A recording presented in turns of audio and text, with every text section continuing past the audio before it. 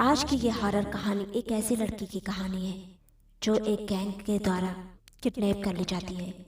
क्या कुछ घटित होता है उसके साथ, जानेंगे आज की इस कहानी में। कब तक जिंदा रखना है इस लड़की को, पैसा मिलने तक, और नहीं मिला तो कि धोखा खाना बन जाएगी, और क्या। ये सब बातें 5 लोगों के बीच हो रही थी। ये लोग शहर के बाहर एक पुराने खंडर में थे। ये 5 अपहरणकर्ता थे जो फिरौती के लिए अपहरण करते और फिरौती मिलते ही कत्ल कर देते थे। इस बार इन लोगों ने एक 21 साल छात्रा विधि को किडनैप किया था। मुख्य किडनैपर का नाम था भीमा। मुझे जाने दीजिए, मैंने आप लोगों का क्या बिगाड़ा है, रोते हुए विधि ने कहा। बिगाड़ा तो कुछ नहीं है, लेकिन बना सकती हो। तेरे बाप से वसूलेंगे तेरी कीमत, भीमा ने विधि का बाल पकड़ते हुए कहा। फिर बोला, देखो इसका ख्याल रखना, मैं ज़रा हाईवे की तरफ जा रहा हूँ फ़ोन करने, और हाँ, ये भागने की कोशिश करे तो मार कर फेंक देना जंगल में। भीमा ये कहकर वहाँ से चला जाता है। उसके जाते ही बाकी बचे 4 किडनैपर शराब पीने लगे। उनको शराब में डूबा देख विधि अपने हाथ खोलने की कोशिश करने लगती है। थोड़ी देर बाद 2 किडनैपर किसी काम से बाहर चले गए। जीवा और लाखन वहीं बैठे शराब में मस्त थे। इधर विधि के हाथ की रस्सी ढीली हो चुकी थी। विधि ने पानी मांगा, तभी जीवा को किसी का फोन आ जाता है और वो बातें करते हुए बाहर चला जाता है। तेरे को पानी चाहिए? कुछ नहीं मिलेगा, चुप कर बैठी रहे, लाखन ने लड़खड़ाती जुबान से विधि के पास आकर कहा। विधि ने मौका देख पास में पड़ा चम्मच उठाकर लाखन की आंख पर हमला कर दिया। शराब के नशे में धुत लाखन खुद को संभाल नहीं पाया और वहीं जमीन पर गिर पड़ा।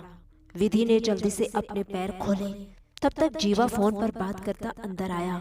विधि ने पास पड़ी शराब की बोतल उठाकर उसके सर पर दे मारी और तेजी से वहां से भाग निकली। तब तक लाखन और जीवा खुद को संभाल चुके थे और उनके 2 साथी भी आ गए। वो चारों उसके पीछे भागे। वो भागते हुए खंडर से बाहर आई। उसने देखा सामने 2 लोग खड़े थे। वो मदद को चिल्लाई, प्लीज मेरी मदद कीजिए। उन दोनों ने मुड़कर विधि की ओर देखा और फिर वहां से चुपचाप चल दिए, जैसे उन्होंने कुछ सुना ही ना हो। विधि एक बार फिर चिल्लाई, पर उन्होंने नहीं सुना। हड़बड़ाहट में विधि वहां से तेजी से भागने लगी। ये इलाका उसके लिए अनजान था। भागते भागते वो जंगल की ओर निकल गई। शाम भी ढल चुकी थी। वो थक कर एक पेड़ के नीचे बैठ गई और रोने लगी। तभी उसको लगा कि कोई आसपास है और उसको देख रहा है। उसने सर उठाया तो उसे अपने कान के पास सरगोशी सी महसूस हुई, जैसे किसी ने उसका नाम लिया हो। उसे लगा जैसे वह एक मुसीबत से बचने के चक्कर में दूसरी मुसीबत के मुंह में आ गई है। इतने घने जंगल में वो अकेली।